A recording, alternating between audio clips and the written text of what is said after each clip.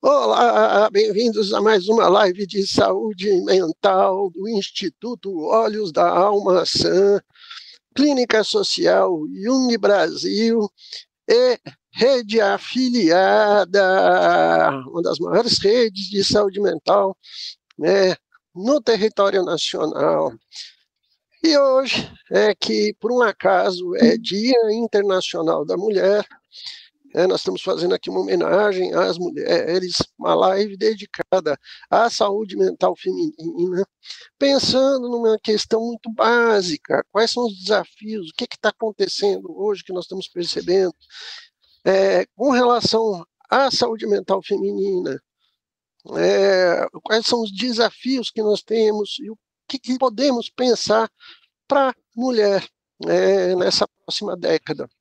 Com a gente está a nossa querida professora, supervisora lá do Paraná, Rita Pinotti. Bem-vinda, professora.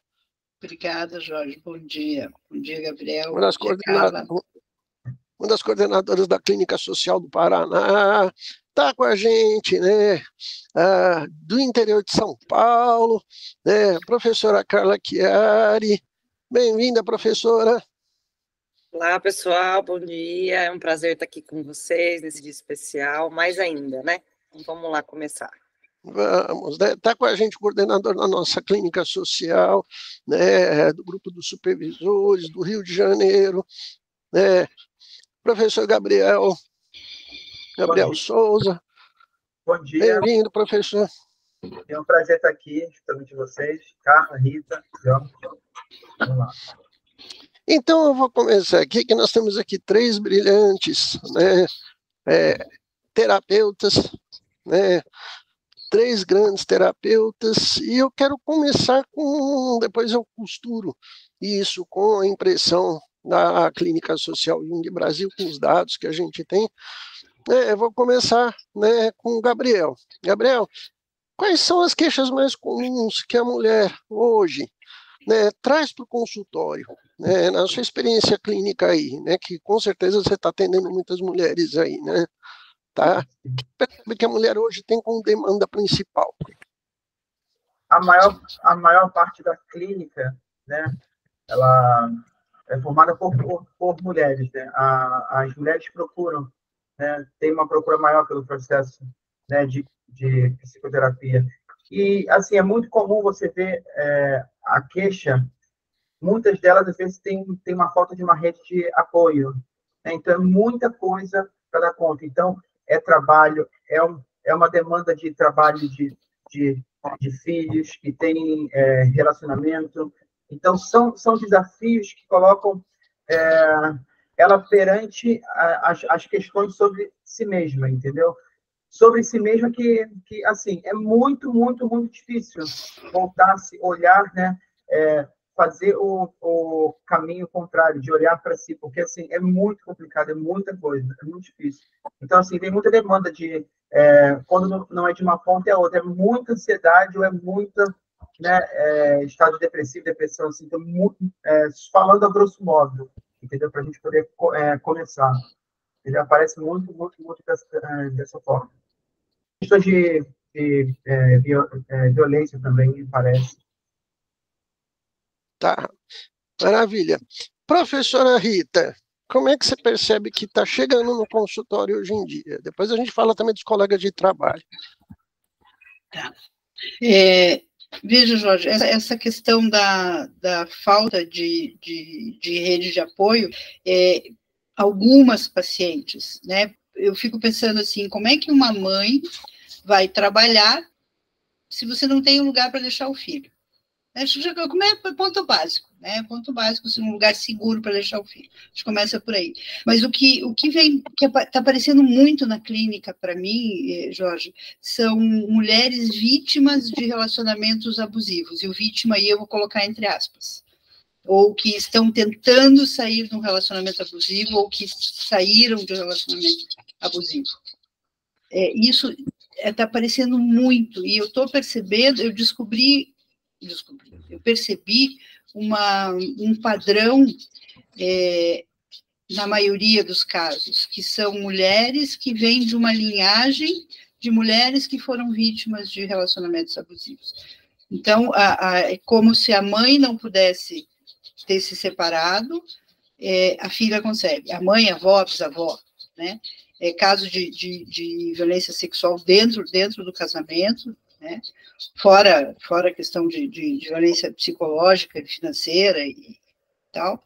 Então, isso é uma coisa que tem chegado muito no consultório. Mulheres completamente destroçadas, eu acho que a palavra é essa, saindo de relacionamentos abusivos. Maravilha. Professora Carla.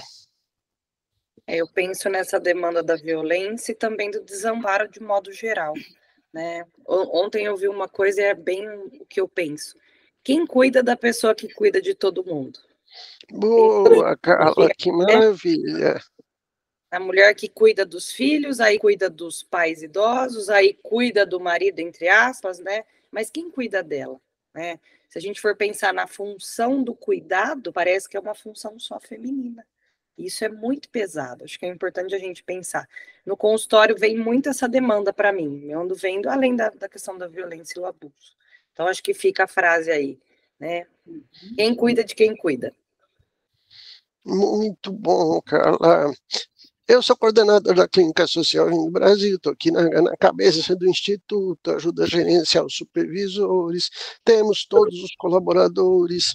A nossa clínica hoje, ela é muito feminina, vou falar que 60% a 70% dos profissionais são mulheres.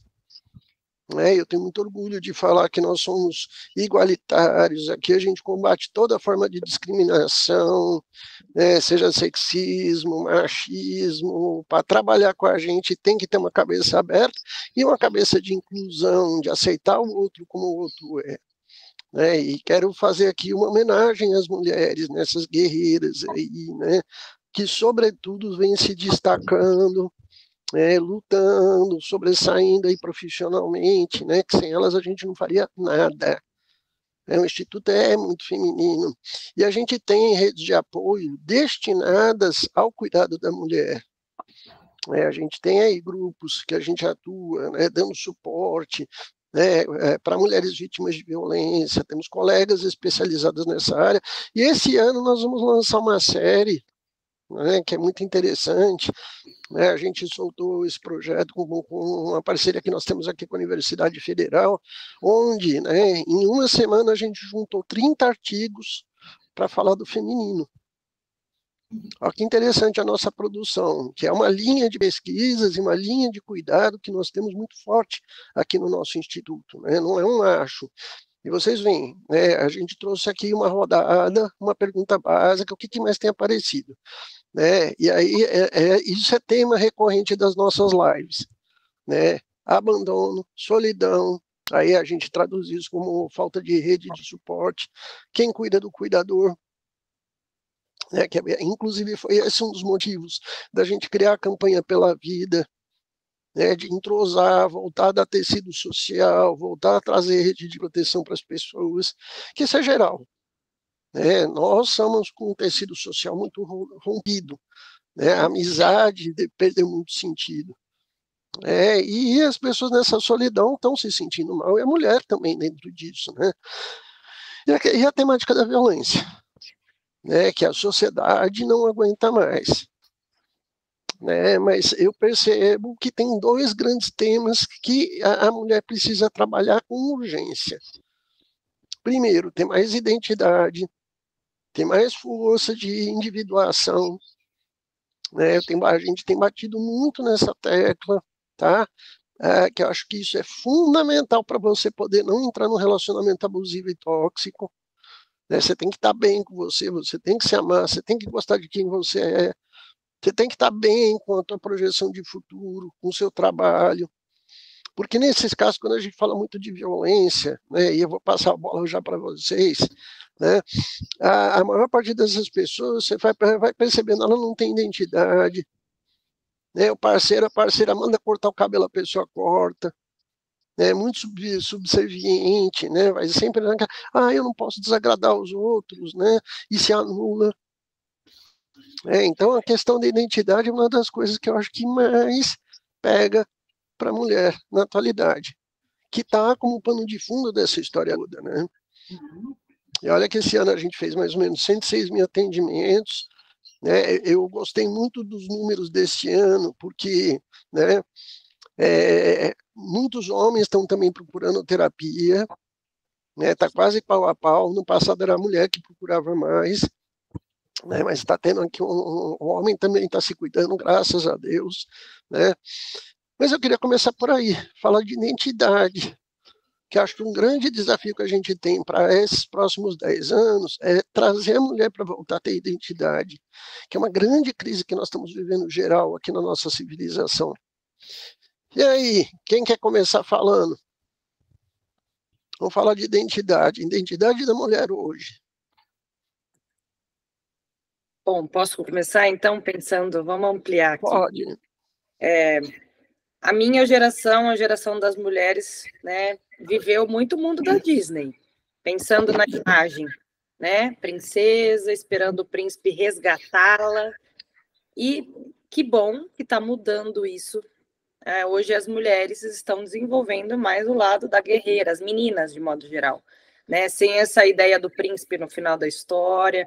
Então talvez, né, vai demorar um pouco construir essa identidade dessa mulher mais livre, que tem autonomia para escolher a própria vida, que não dependa do outro homem. Então, acredito que essas imagens estão sendo construídas. Eu uso isso muito no consultório, dando exemplos. Eu me recordo de uma situação, uma vez, trabalhando na escola, a menina me perguntou, que princesa da Disney você gosta? Eu soltei a Cinderela. A menina me olhou, 6 anos. Ai, ela é muito chata, ela não faz nada.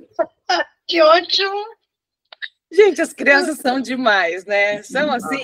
E isso, falam que foi vários e vários anos de reflexão sobre a Cinderela que não faz nada mesmo, né? Mas quantas meninas assistiram o filme da Cinderela e se apaixonaram pelo filme, toda aquela coisa da Disney? E olha, é uma construção no imaginário coletivo, não sou só eu, né? Mas a menininha com uma construção no imaginário totalmente ampliada, ela falou, eu gosto da Valente. E era uma menina super... Bom, ó a resposta dela para mim com 6 anos, né? Então, acho que vale essa reflexão da gente começar a pensar nessa identidade também do coletivo para o individual, né? Que está se ampliando aí, e a gente precisa pensar muito nisso. Construir mulheres, né, não só fortes, mas mulheres também independentes. E isso vai passando pelo crivo da identidade, que você só vai ser empoderado e forte se você souber quem você é, se você estiver na trilha da sua individuação. E aí, Rita? A Carla estava falando dessas crianças, né? São 2 videozinhos que eu até salvei, porque sempre que eu posso eu uso. De uma menina que foi assistir o Aladim com a mãe, a coisa mais fofa do mundo, e ela diz assim, mas mãe, e ela fala bem baixinho, assim, ela é muito docinho, não tem 4, 5 anos. Mãe, por que Yasmin fica esperando o Aladim para ir para o mundo? O tapete é dela, sabe? Assim, ela pega o tapete e vai. Que eu achei... me emociona cada vez que eu vejo esse vídeo. E outra é uma menininha italiana que está com esmalte e o pai, e ela diz assim, olha que bonito, né? Ela também tem 3, 4 anos. Olha que bonito. Ele falou, não, é bonito, mas não para você, porque você é muito pequena. Daí ela disse, não, mas sonobrava, né? Eu sou legal. E ela falou, não, você é legal, mas você é muito pequena. E eles ficam nessa discussão e chega uma hora, ela diz assim, você não gostou? Daí ele falou, não. Ela falou, faz o que você quiser. Eu achei... Gente, dá vontade de aplaudir cada vez que você vê o vídeo. Então, começa a existir aos poucos, eu acho, que essas crianças também são filhas de mulheres, né, que se colocaram, um nascimento de uma consciência feminina, de uma identidade feminina diferente das gerações anteriores. E uma coisa que eu sempre dava de exemplo, por exemplo, eu dei aula há muito tempo, eu sou uma geração, né, eu sou mais velha que a Carla, por exemplo, quem foi o meu modelo profissional?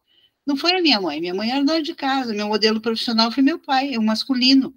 Minha avó foi trabalhar porque ficou viúva e teve que sustentar os filhos, porque senão ela teria sido dona de casa. Então, não é muito tempo, existe uma diferença de uma geração, seja, mas os modelos femininos que a gente tem são modelos de mulheres que ficaram dentro de casa, pelo menos na minha para trás, né? A minha avó, dos dois lados, as duas donas de casa. Das minhas tias, a que foi trabalhar foi porque o marido não deu conta, essas coisas assim. A questão da profissão das mulheres da minha faixa etária são modelos masculinos. Então, essa geração de 2, 3, 4, 5 anos, quando fala isso, me emociona. Né? Não, se você não quer, se não gostou desse molde, problema é seu, faz o que você quiser. E por que eu tenho que ficar esperando o príncipe encantado para ir conhecer o mundo, né?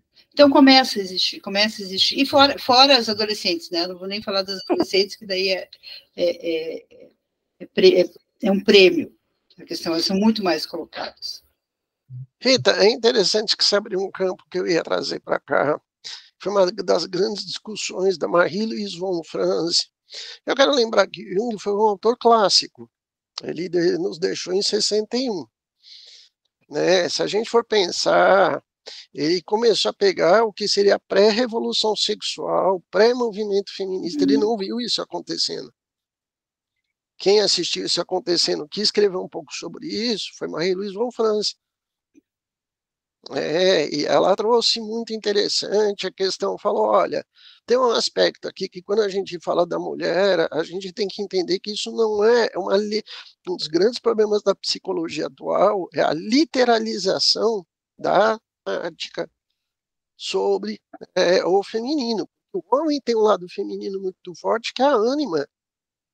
Uhum. Saudamos também no Dia da Mulher a ânima dos homens, que é porque a Marie-Louise von Franz faz uma discussão belíssima sobre isso, que a psique não é concreta. E nós temos essa carga cromossômica dentro de todos nós.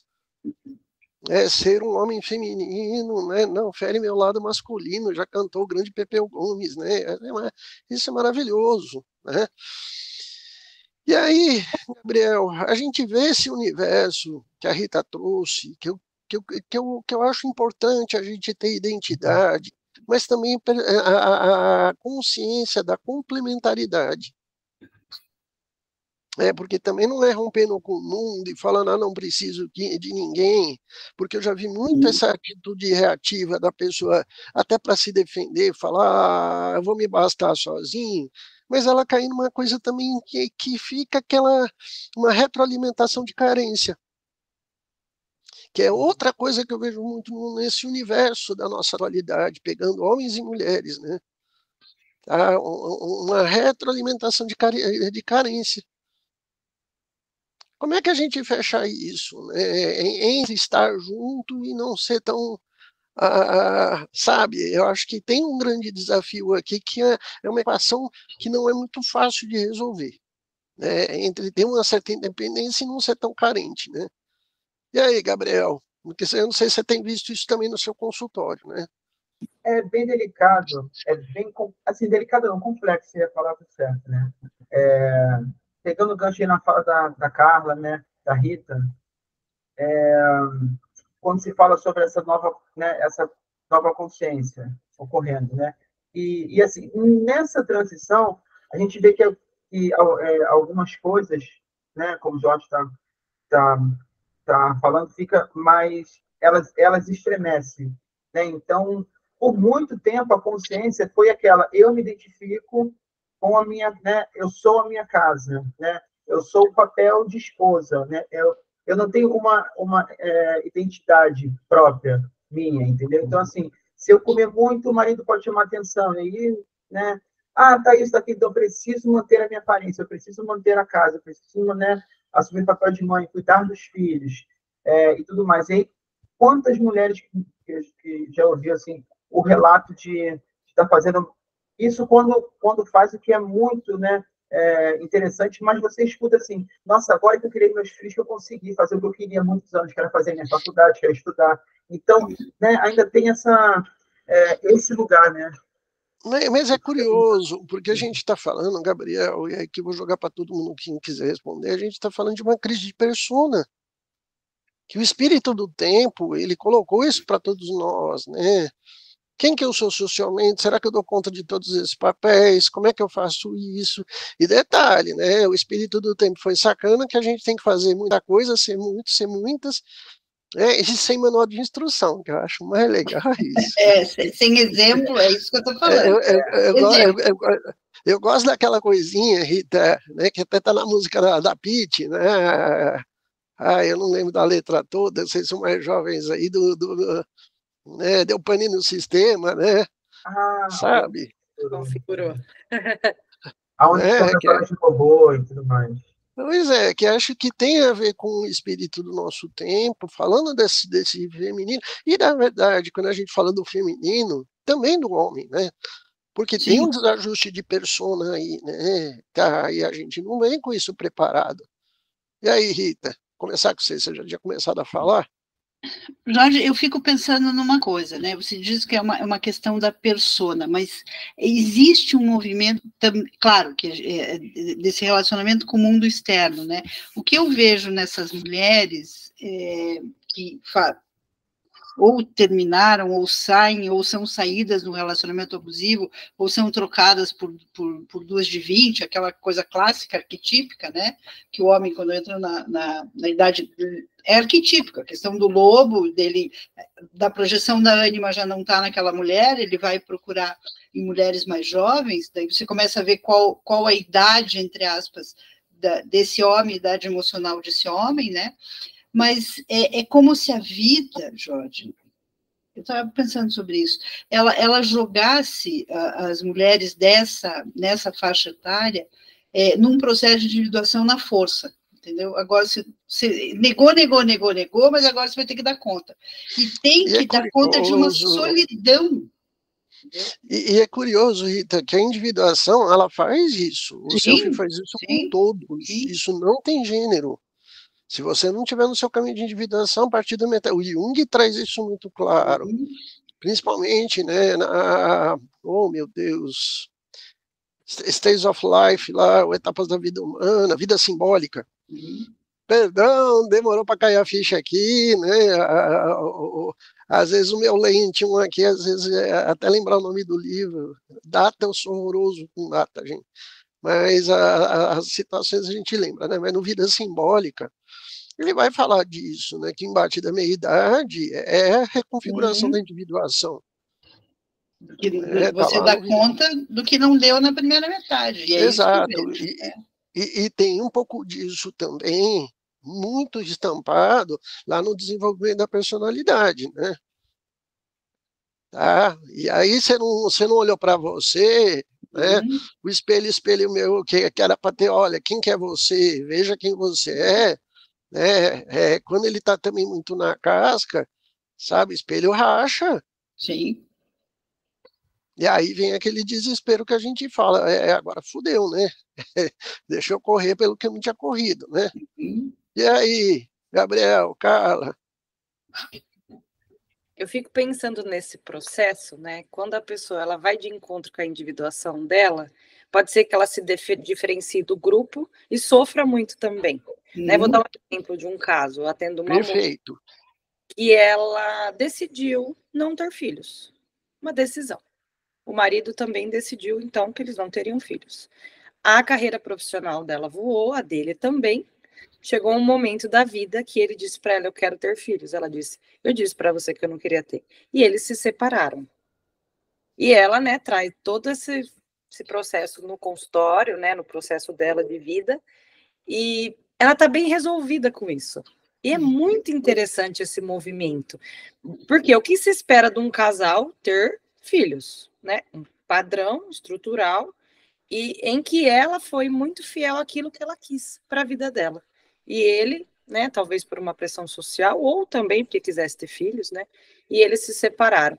Eu acho, né, olhando assim, a minha avó não teve opção de não ter filhos, a minha bisavó não teve, talvez a minha mãe teve filhos porque ela quis, né, sim, mas menos do que a minha avó e minha bisavó. Mas pode ser que as mulheres não queiram ter filhos. Então, eu sou a primeira geração que posso escolher pensando assim. Então, olho para o caso dela e olho para a minha vida, posso escolher ter ou não. Então, Mas é interessante, Carla, eu quero colocar pimenta aqui no sarapatel. Vamos lá. Hoje eu quero causar. Pode causar. Quando a gente Só pega... hoje, né, Jorge? Só hoje. Ah, mas só não digo hoje que que ele quer só.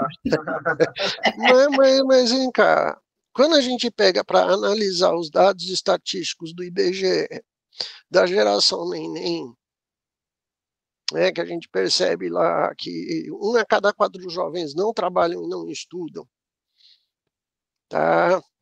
A gente pega um movimento aí e você começa a analisar os dados dessa geração, que hoje são mais de 18 milhões de jovens, você percebe uma interferência religiosa na vida da mulher, exatamente para reconfigurar e à força, através da religião, manter esse modelo que a Carla falou.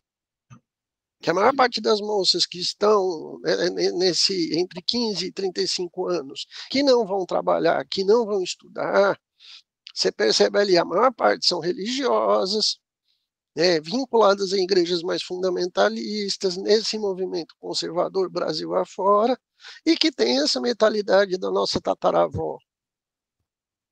Tá? E aí vem o grande ponto de interrogação. Como é que os movimentos articulados da mulher na pós-modernidade aceitam e retroalimentam esse tipo de coisa? Porque a gente está falando de uma mulher que não vai sair de casa, vai fazer crochê e vai ficar lá tendo filho. Até uma hora que a vida coloca... Eu acredito nessa questão desse movimento do inconsciente, ou a vida, né, dê o nome que quiser, o karma, assim, que coloca que tenta colocar nos trilhos. E se você for para os trilhos e entrar no trem, você vai pagar o preço da passagem. Se você não for, também vai pagar. Ok, mas Cita, vamos lá. A gente está falando de mais de quase 10 milhões de jovens que não vão estudar, que vão na igreja todo domingo e que vão viver para cedular. Tá, então deixa eu te fazer uma pergunta que eu fico pensando assim. Se a gente for, né, se for para colocar pimenta, eu vou colocar uma pimenta calabresa. Se a gente for pensar que isso é manter a mulher no inconsciente, qual o movimento que tem que existir para tirar essa mulher desse inconsciente? Né? Vamos falar do volume 5, já que é o único que eu sei citado das obras completas da Miss Miller, lá do Jung, o que faz com que saia desse inconsciente? Que movimento que tem que existir? Porque eu acho que não é um movimento externo, eu acho que é um movimento interno. Ok, mas é interessante que nós estamos falando, Rita, de uma estrutura social religiosa que não só estimula, como inclusive massacra a mulher para ficar nesse papel. Nesse papel, nesse inconsciente. O que a gente fala? O que é processo de individuação? É ir para a consciência. Né? O Jung estudou não sei quantos anos, todos os pós-junguianos, mas na realidade é isso. É a gente ir para a consciência. Uma hora a conta vem, Jorge. Essa é a questão. Ou vai ficar doente, ou vai ser alcoolista, ou sabe? Alguma coisa vai se desequilibrar que vai mostrar. Porque eu não sei como é que a gente pode trabalhar. Eu tenho uma dificuldade dessas questões de como mudar o coletivo. Eu acho que a questão vem no individual. A mudança vem no individual. Uma hora a casa cai. Sim, a gente sabe disso, até porque isso está vinculado aos transtornos de ansiedade. Isso é uma conta que lá na frente a gente sabe que é uma depressão gigantesca, porque dentro desse cenário tem muita fantasia. Não é uma religião estruturante. Atrás disso tem todo um cerceamento de liberdade, uma vida é uma vida de não crescimento. E aí, Carla? E aí, Gabriel? Na questão, né, das religiões neopentecostais que têm crescido muito no Brasil, é interessante observar que o foco é as mulheres frequentarem a igreja de um jeito, né, intenso, e essa ideia do casamento como a única prioridade da mulher. É muito pesado isso, porque tem uma construção. Eu fico pensando em soluções, né? Ao meu lado esperançoso da vida, positivista. Talvez, se tivéssemos educação básica, bem desenvolvida, se tivéssemos mais representações de mulheres na política, no governo. Eu tive bons exemplos de mulheres na minha vida. Então, eu olho para trás, olho para frente e falo, olha, né, da minha avó, que estudou até a 4ª série, mas era uma mulher inteligentíssima. E ela falava assim para mim, olha só, uma senhora faleceu com 98 anos. Quando eu nasci, ela devia ter uns 70. O seu primeiro marido vai ser o seu diploma. Depois você pode escolher quem você quiser. Olha que forte. Nossa, que forte isso, né? Muito. O primeiro marido vai ser seu diploma. O seu marido. Fenomenal. E aí ela falava assim, porque pode ser que seu marido, pessoa um dia acorde e fale para você que não quer mais você. É isso. A sua profissão não vai te abandonar. Então, fortaleça o seu lado educacional. E foi muito bonito isso para mim, minhas primas. Tem outras histórias engraçadas dessa avó. Né? Ela falava assim, não casa não. Foi engraçado o jeito. Ela falou assim, não casa com o homem errado. O homem errado é aquele que faz você sofrer. Então, ela, na sua 4ª série, tinha essa força. Imagina se ela fosse, né? Eu tive a sorte, talvez, de não viver numa família com uma religião. Imagina essa moça, essa jovenzinha, ouvindo que na família tem que casar, tem que ter filho, tem que respeitar o marido. Fala para o pastor, eu apanhei, e aí, né, tudo bem, você tem que aguentar. Gente, tem um dado estatístico, não sei se vocês leram isso. A cada 6 horas morre uma mulher no Brasil. E aí foram fazer uma pesquisa. A grande maioria dessas mulheres que morrem tem a ver com a religião extremamente fechada, enfim, né? Não vou falar o nome. E o que me assusta, Carla, é que isso não está só no movimento neopentecostal, não. Eu acho que cristão... A gente vê isso reproduzido hoje no espiritismo. A gente vê isso de uma ala católica conservadora radical.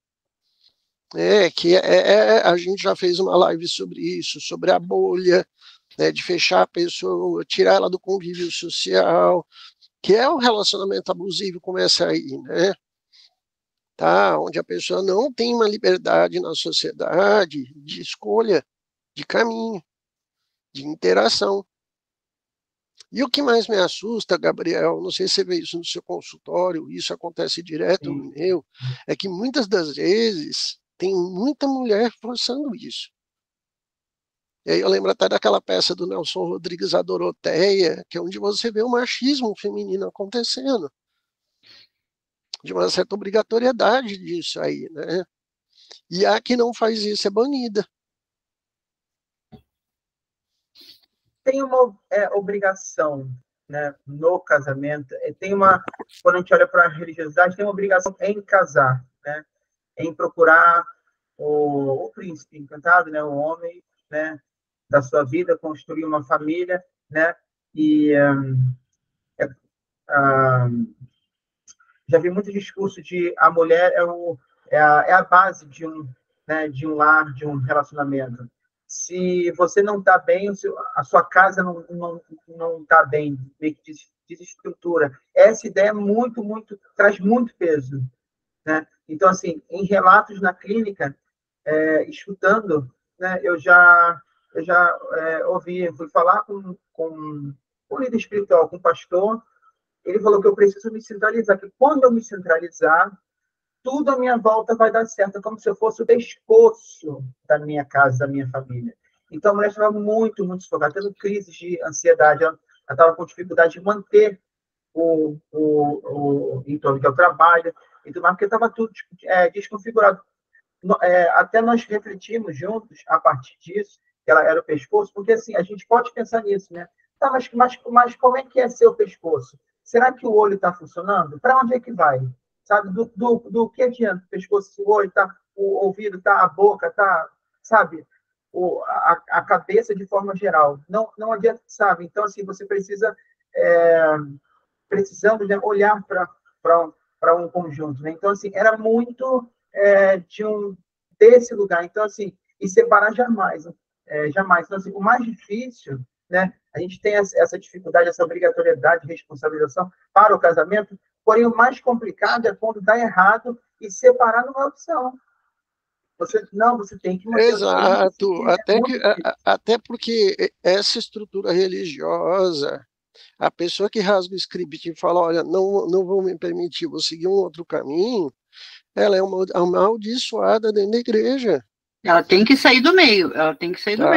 Eu já tive pacientes destruídas na sua sexualidade, na sua estrutura afetiva, na sua persona, por causa disso, né?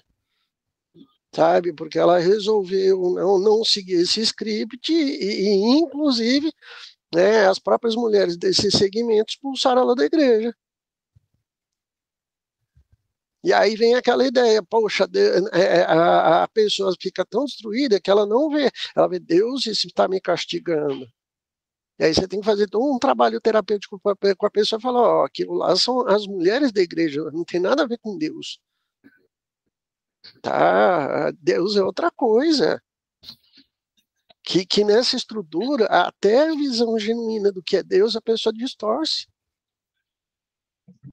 Eu já vi isso acontecer no espiritismo, já vi isso acontecer no catolicismo, movimento carismático radical, né, em igreja protestante. E aí, Carla? E aí, Rita?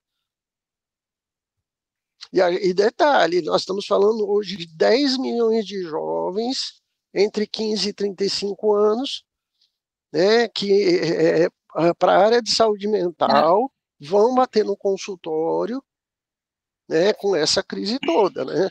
Então, posso fazer uma pergunta para o masculino? Então, já que porque veja, que medo do feminino é esse?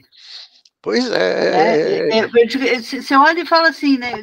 Dá para começar a entender por que os caras têm que pôr burca em mulher. Porque quanto mais você quanto maior a necessidade de deixar a mulher nessa inconsciência, maior é o medo desse feminino. Daí a gente vai fazer a questão arquetípica lá já desde do paraíso, quem foi responsável, né?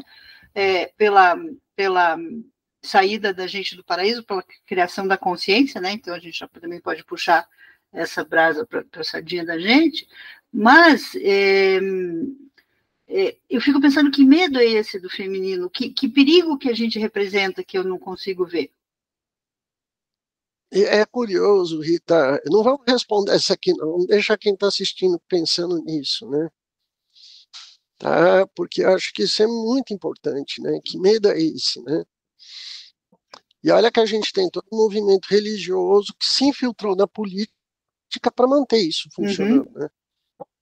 Eu posso fazer mais uma outra pergunta? Colocar mais lenha na fogueira? Olha, eu sou chegado na malagueta. Bota a pimenta no sarapatel aí que não tem medo. Vai, manda, Carla. Uma pergunta para os meninos também, para o masculino. E talvez para nós também, Rita. Vamos pensar junto. O dia que as mulheres... Até para pensar no masculino dentro da mulher, no ânimo também, sim. né? O masculino da gente também, tá? E o feminino. O dia que as mulheres se amarem, o que será que vai acontecer no mundo? Que as mulheres se amarem, umas às outras. Os masculinos e femininos se interagirem de maneira harmoniosa internamente dentro da gente e nos demais. Não existir competição mais, nem conflito entre mulheres, e as mulheres uma ajudar a outra. O que será que vai acontecer no mundo? Carla, você me lembra uma peça do Nelson Rodrigues? Eu sou fã de Nelson Rodrigues porque ele era, como eu, né, um debochado, um grande teatrólogo, vinculado a Camus, né, comédia do absurdo. Ele trouxe para a comédia a filosofia do absurdo, né, Estrangeiro de Camus, que acho que é uma questão filosófica extremamente interessante. E ele tem uma peça chamada Doroteia, que eu quando assisti eu fiquei em choque, acho que uns 15 dias. Né, que é uma família de mulheres, né, são 3 tias, salvo erro. Gente, às vezes eu posso errar os números, tá? Que eu estou lembrando de coisa que tem 35 anos para trás. Mas a Doroteia, elas tinham uma tradição que na noite de núpcias tinham que sentir nojo. Como é que é? Nojo. Travou. Na noite de núpcias? A mulher tinha que sentir nojo, vomitar, passar mal, náusea, tá? E o que rola? Essa era a tradição da família. A Doroteia adora.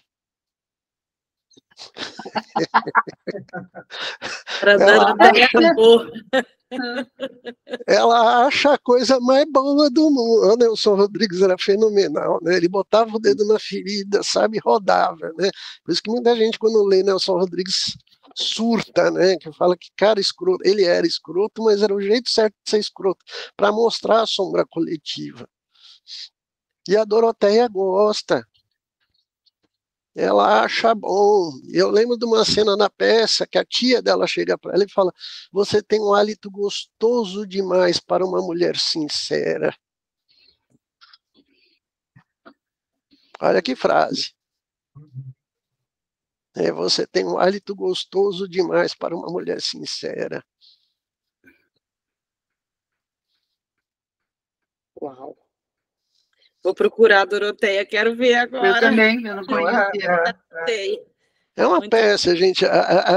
Você lê a peça é uma coisa, você assistir a interpretação da peça, eu peguei com aquela turma do Cacá Rossetti, era um ensaio, eles fizeram essa peça lá na FAAP. Fenomenal, mas ela é chocante, porque ela denuncia o machismo, né? E o machismo das mulheres, né? Jorge, você falando dessa questão do machismo das mulheres, eu lembrei, eu tive que dar uma aula sobre violência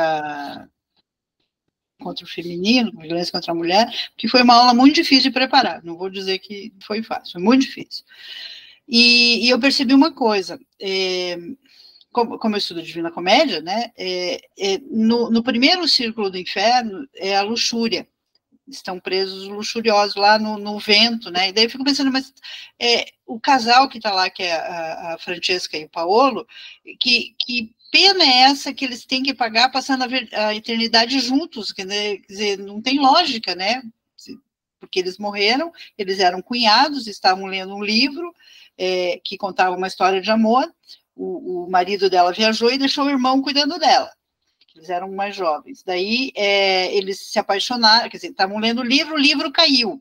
O livro caiu e eles se beijaram e tal. Nisso o marido chegou e matou os dois. Os dois foram para o inferno. O marido que matou ela não foi. Matou eles não foi. E o que acontece que eu percebi, eu não tinha percebido, o Dante conversa só com ela, não conversa com ele, tá? E ela diz que a culpa é dela. A culpa de ter sido assassinada é dela. Não foi do marido que matou, nem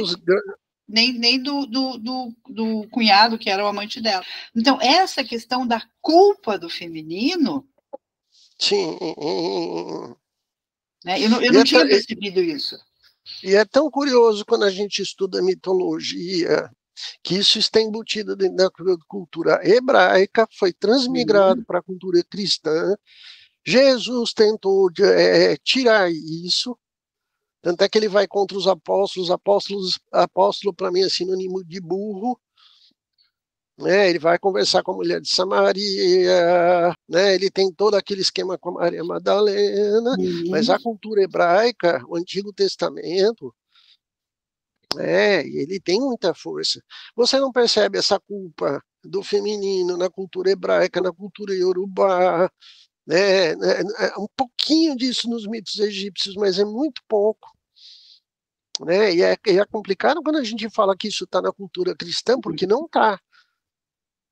Jesus faz um movimento exatamente do contrário. O Antigo Testamento que, né, descarrega isso. Né? Miticamente falando, o Antigo Testamento é pesadíssimo com relação a isso. Né? Então, veja, a gente, quando você diz que existe um movimento, né, externo que faz com que a mulher fique nessa inconsciência, existe um movimento interno também. Né? Esse inconsciente também puxa para essa inconsciência. Um externo que diz assim, não, fica em casa, lavando, passando, cozinhando, ok, se for isso, se isso for uma decisão sua, se for consciente, eu acho que, né, a gente tem que ser livre para poder decidir. Se você quiser ficar, isso não quer dizer que você vai ficar no inconsciente, muito pelo contrário. Né? Você pode aproveitar o processo de individuação nesse meio. O problema é quando isso vem de fora ou quando isso vem de dentro, sem você ter possibilidade de escolha. Né? Como vocês imaginaram vocês não trabalharem, vocês meninos dizem assim, não, você vai ter a opção de ficar sem trabalhar. E não existe uma pressão externa que não vai permitir isso. Até algumas pessoas tentam, mas existe uma pressão externa que não vai permitir. Exato. Gente, por causa da questão de logística de tempo, eu vou direcionar para um outro lado para a gente complementar para mim a maior crise do feminino na nossa atualidade. Que acho que é a violência, gente, né? Só um minutinho, Gabriel. A violência, todo mundo está falando disso. Mas eu quero falar de um outro tipo de violência, é a que a moda faz. A gente tem feito lives aí falando da dismorfia corporal, e acho que a mulher, hoje em dia, ela é massacrada pela moda, né, porque ela não pode ser quem ela é. E eu queria falar um pouco disso, que acho que o grande desafio da mulher na atualidade, nos próximos 10 anos, é, sabe, sair do excesso da moda, do culto de estética, dessa coisa que eu vejo pessoas que cada dia mais estão se deformando. Por quê? E para agradar quem? Isso, eu acho que essa é a questão. É uma violência, Jorge, que é uma violência que é permitida. Estética. Estética, ela é permitida. Sim. Né? No sentido, porque eu tenho que agradar o outro. Né? Não é este homem. Será que é o homem mesmo? Porque os homens que eu conheço, Rita, é tão engraçado, ninguém curte isso, cara. É que você conhece os homens certos. Eu não sei, não. Eu não vejo. Olha, eu estou andando no meio muito errado, então. Tá. Não, tá, tudo bem. Talvez não sejam esses homens, não seja esse homem. Você acha que é para quê? É interno, tá? É interno. Para... Porque é um desafio que a gente vê da pessoa estar se deformando, né, para entrar nesse esquema social. Todas as amigas fizeram harmonização facial, bora fazer junto. Senão, quando chegar todo na mundo festa... na quinta série. Tá todo mundo na quinta série. Não vou fazer porque eu quero. De novo, assim, não tem nada contra, imagina. Eu acho que se você quiser, tem mais que fazer. A questão é qual o motivo. É todo mundo na quinta série. Mas, então, Rita, como é que uma pessoa de 40 anos, né, pegando essa metáfora, 30 anos, 40, está na quinta série? Porque a mentalidade de criança de quinta série. Mas o que a gente está falando? De uma inconsciência e uma infantilidade muito grande. Né? E muito daí a complexo gente também de inferioridade, muita carência, né? A questão daí a gente entra na questão do etarismo também, que agora é muito caro o coração, né? Então, veja, eu acho que é muita importância para o mundo externo, né? De novo, quando o grupo tem mais importância do que o que eu quero, eu vou fazer desarmonização facial porque todo mundo faz, não porque eu quero, eu vou passar por procedimentos estéticos porque todo mundo faz, não porque eu quero, eu vou me submeter a regimes absurdos porque eu tenho que ter um padrão não de saúde, mas de magreza, que é absurdo, né? Porque todo mundo quer, não porque eu quero. O que eu quero? Então, de novo, assim, a gente volta a uma questão individual. Quando o paciente chega no consultório... Exato, da identidade. Né? O que você quer? Se eu não sei o que eu quero, como é que você vai fazer harmonização facial, vai fazer um monte de procedimento estético, vai ficar com 30 quilos, mas não porque quer. Acaba que o sintoma se atualiza, né? Ele se atualiza. O sintoma, ele se atualiza, né? Porque se a gente for... Quando a gente está falando de uma nova consciência, a gente ainda tem resquícios. Antigamente era eu preciso me adequar a um esquema. Que esquema é esse? A casa... Hoje o esquema é mais para mim. Né? Do corpo, pele, imagem. Onde que eu estou me encaixando?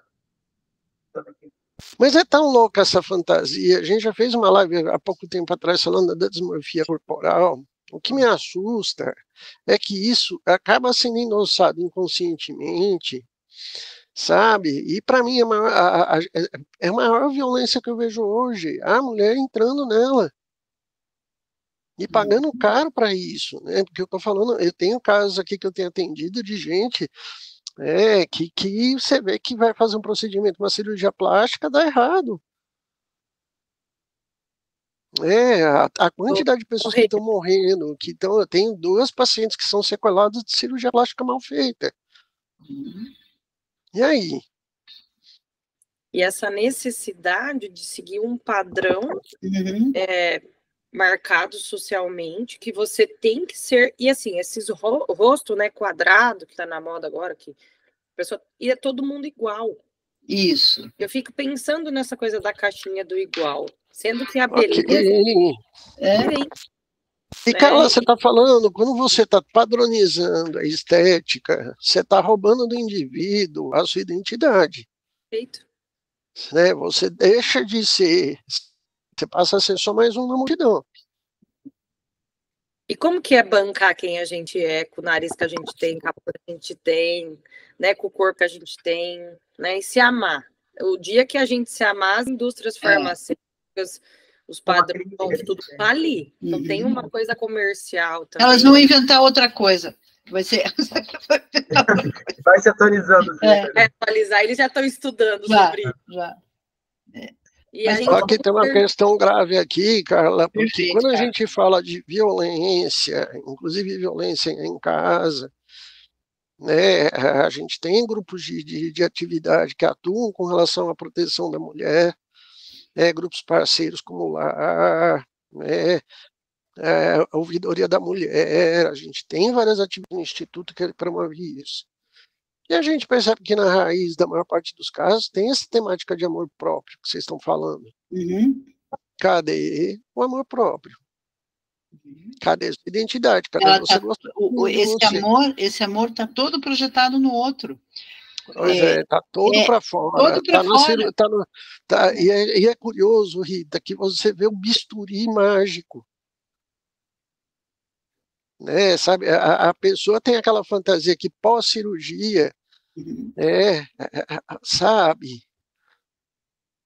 aquela coisa, não, que eu vou, sabe, que nem aquela fantasia que a gente tem que quando eu fizer 18 anos eu posso tudo, que você faz 18 anos não muda porra nenhuma na sua vida, tá? Você fala assim, né? Daí tem uma outra questão também, você falando, eu pensei nisso agora, como esses procedimentos são mágicos, quando você falou mágico, né, não exige o trabalho, quer dizer, eu tenho que trabalhar para ganhar dinheiro para pagar, mas o meu trabalho de ter uma vida saudável, porque é chato, vai fazer exercício, alimentação, cuidar de sono e uma série de coisas, é resolvido pelo outro, que eu deito lá, eu tomo anestesia e o médico resolve, né? Também tem isso, né, no exagero. Um não comprometimento com o trabalho. E o que acontece no processo de individuação? É trabalho. Volte meio você se diverte um pouquinho, mas é muito trabalho. E aí, vamos na sequência aqui falar do amor. Deixa eu só lembrar que faltam 7 minutos, João. 7. Sim, a gente já está... Vamos falar desse amor aqui, Gabriel. O que você percebe que vira dentro disso aí? O amor próprio, o autocuidado. O que vira o amor próprio no meio disso?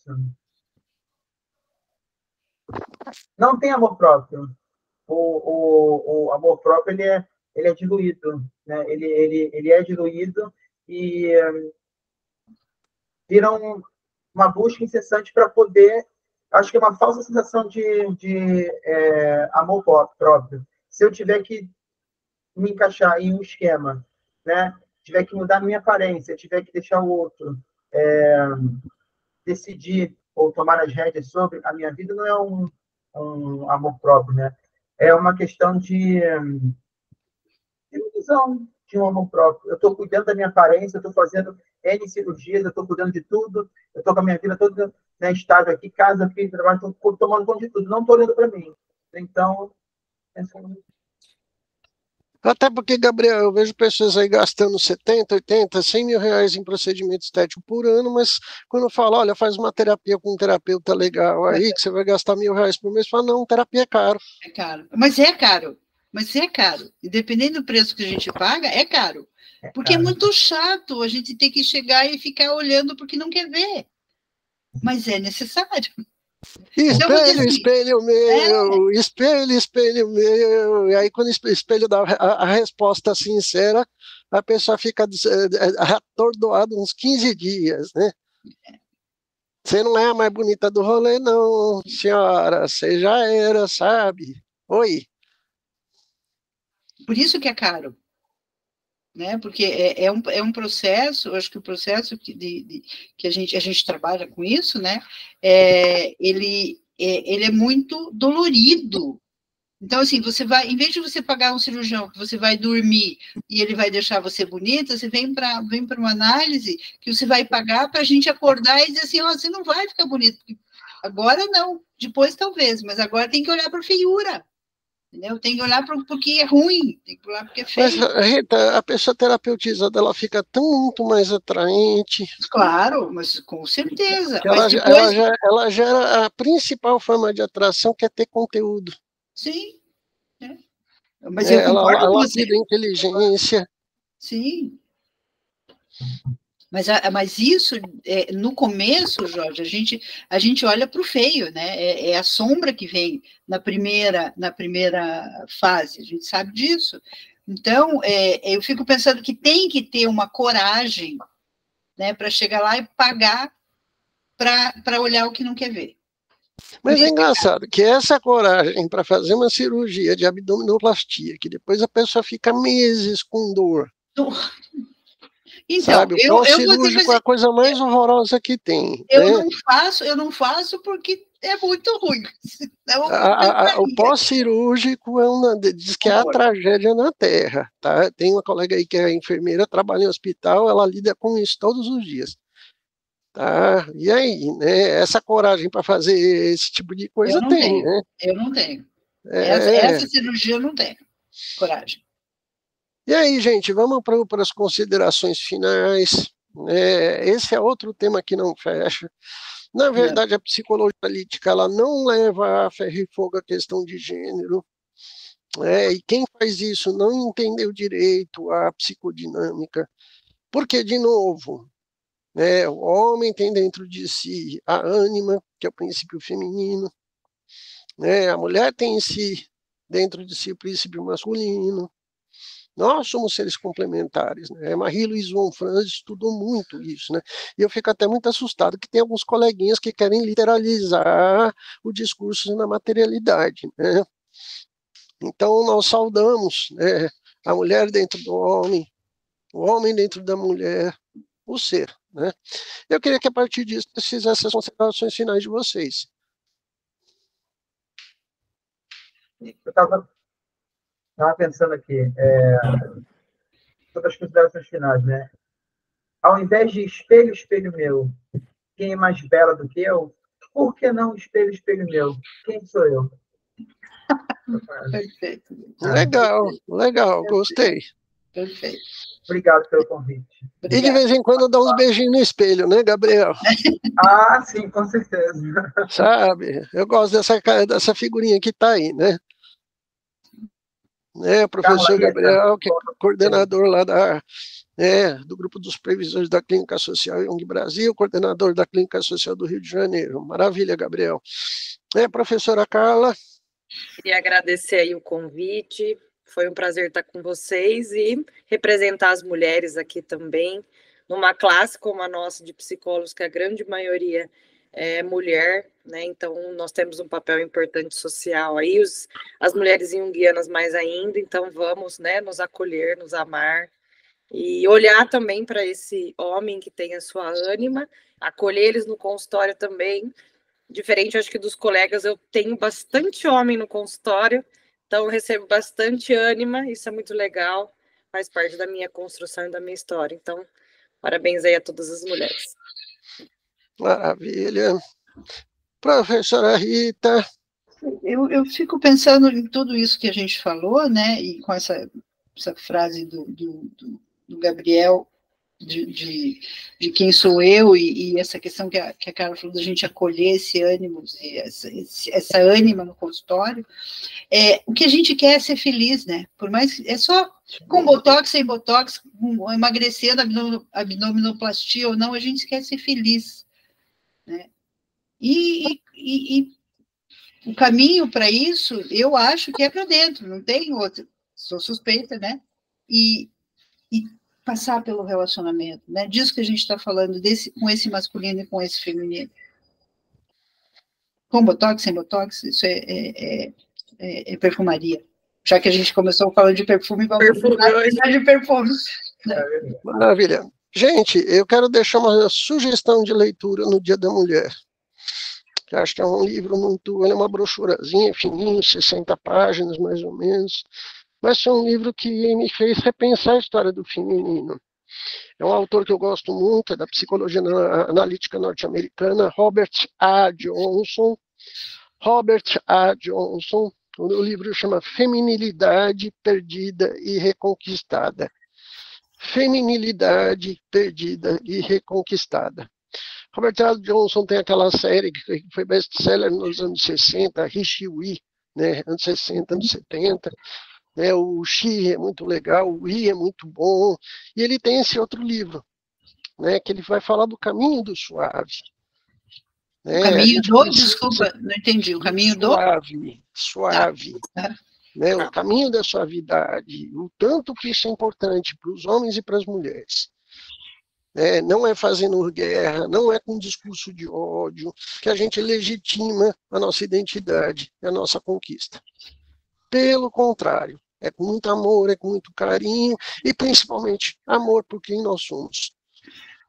Quem está no discurso de ódio, em vez de conquistar direitos, tá? Afasta, né? Gera para si guerra, e não é por aí que a gente pode ir. Tá? Só fechando rapidamente, eu acho que a gente precisa mais de mantos de Maria do que armas de Jorge, agora. Fechou, e aí a feminilidade é isso. Tá?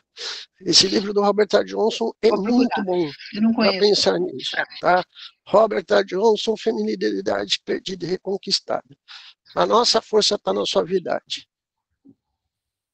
A gente vence a guerra com suavidade. Valeu, gente. Obrigado. Até a próxima live. Obrigada.